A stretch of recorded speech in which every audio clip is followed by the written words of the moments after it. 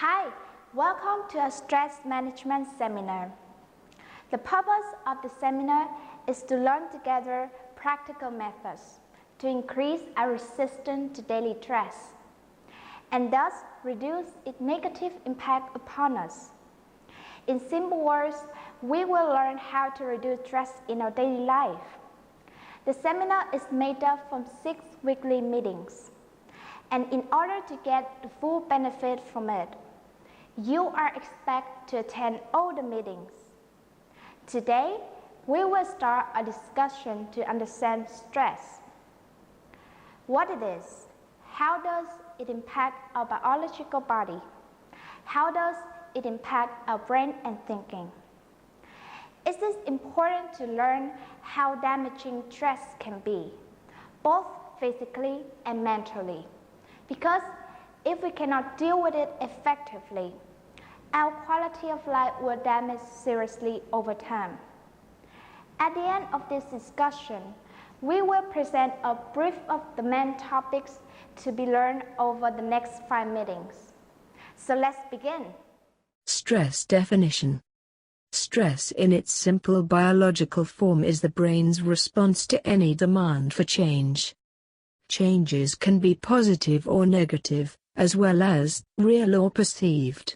Stresses may be recurring, short-term, or long-term and may include things like commuting to and from work every day, traveling for a yearly vacation, or moving to another home.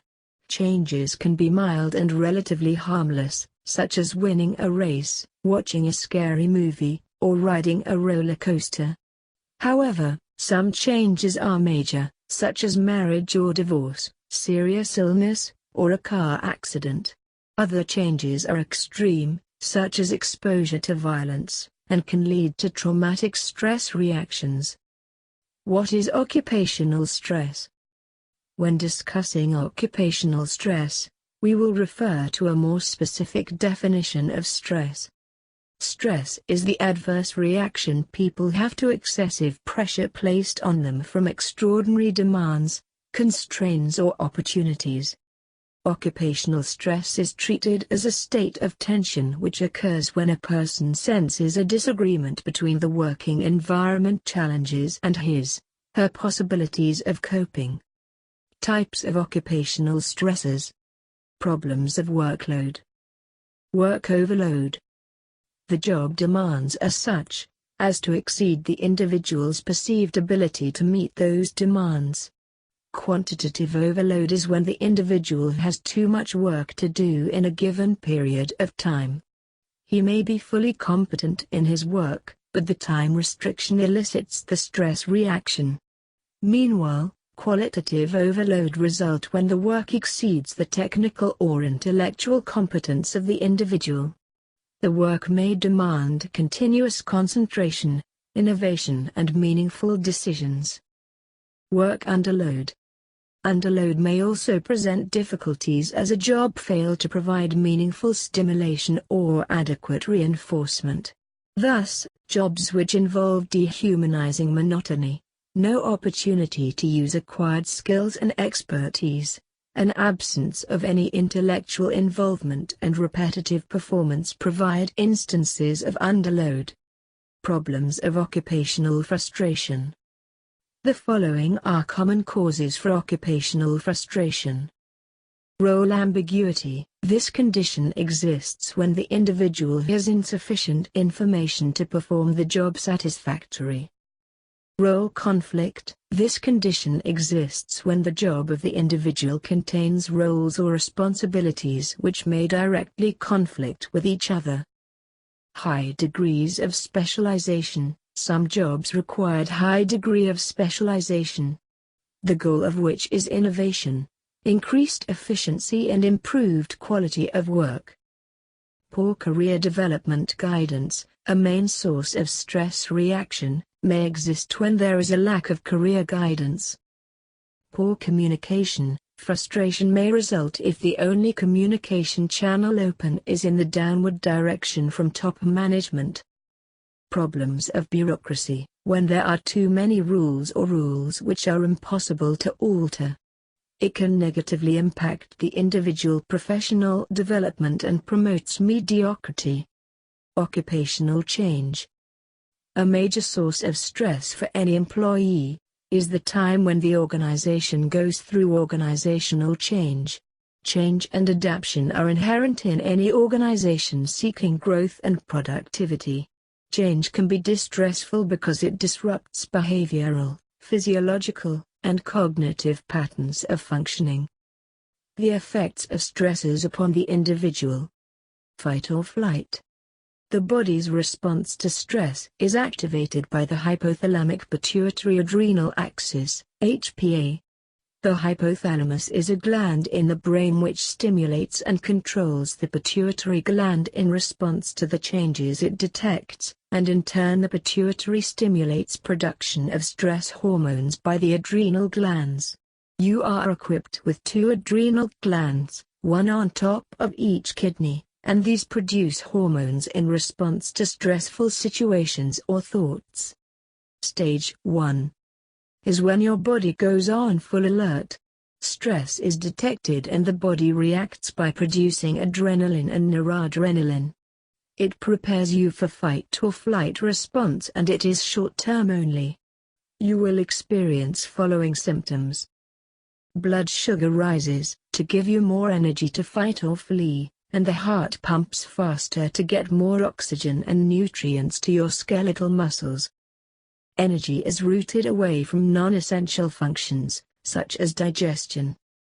Breathing increases, and the respiratory passageways widen to accommodate more air, therefore more oxygen. Blood clotting agents are mobilized, in case of wounding. Stage 2 is adaptation, or resistance. You adapt to, and learn to cope with, the stressor, which is now a full-time feature in your life. During this stage, the stress hormone cortisol is produced in excess. Normally, cortisol is produced cyclically in what is termed the circadian rhythm, which means that cortisol levels start to rise between 3 a.m. and 6 a.m. and gradually decrease throughout the day so that by nighttime they are at their lowest.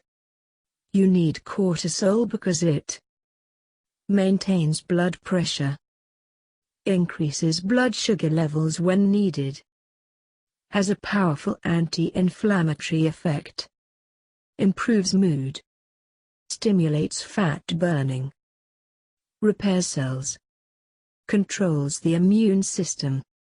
Cortisol is required in the right amounts. Too little, or too much, can disturb the body homeostasis. Therefore, a constant high cortisol level will make you vulnerable to infection and disease, because cortisol suppresses the immune system. Too much cortisol makes you fat, sick and old before your time. The aging effect derived from the reduction of another important adrenal steroid hormone, dehydroepiandrosterone, or DHEA, which is a hormone that keeps you young and slim. If you are at stage 2, your symptoms are likely to include frequent headaches, insomnia, menstrual irregularities, weight gain, frequent colds and infections, premature aging. Stage 3 is exhaustion. You are no longer able to deal with the stress and your resistance is gone. Although the resistance stage can last for several years, the body's capacity for continuous adaptation has its limits. If there is no regular rest periods from being constantly stressed, the exhaustion stage is inevitable. At this point, the adrenals can no longer sustain cortisol output and it starts to decline, falling below normal levels. Mental and physical exhaustion ensue. You are running on empty, and every day have a new mountain to climb. It can feel overwhelming, as well as exhausting because now you have less and less energy to deal with life demands. If you are at stage 3, your symptoms are likely to include chronic fatigue, painful muscles, apathy, weakness, depression. When the stress response becomes prolonged, It has a very different effect to the short bursts that enhance the body's abilities. In many cases, the system controlling the stress response is no longer able to return to its normal state. Chronic stress exposes the body to a relentless stream of cortisol. High levels of cortisol can wear down the brain's ability to function properly. According to several studies, chronic stress impairs brain function in multiple ways. It can disrupt synapse regulation, resulting in the loss of sociability and the avoidance of interactions with others. It can kill brain cells and even reduce the size of the brain. Chronic stress has a shrinking effect on the prefrontal cortex, the area of the brain responsible for memory and learning. At the same time, chronic stress can increase the size of the amygdala, which can make the brain more receptive to stress. Attention, memory, and the way we deal with emotions are negatively impacted. Some of the emotional and behavioral symptoms of stress overlap with those of mental health conditions like anxiety or depression. Someone who is stressed may feel worried, down, unable to concentrate or make decisions, irritable and angry. Health problems caused or exacerbated by chronic stress include depression and anxiety, pain of any kind, sleep problems, autoimmune diseases, digestive problems, skin conditions such as eczema, heart disease, weight problems, reproductive issues, thinking and memory problems. Stress management tools. While stress can negatively affect the brain and body can recover. That is due to a quality of the brain called neuroplasticity. It refers to the ways that neural pathways are able to reform in the brain, like the one between the hippocampus and the amygdala. This pathway can get severely damaged due to constant exposure to stress, but such changes are not necessarily permanent.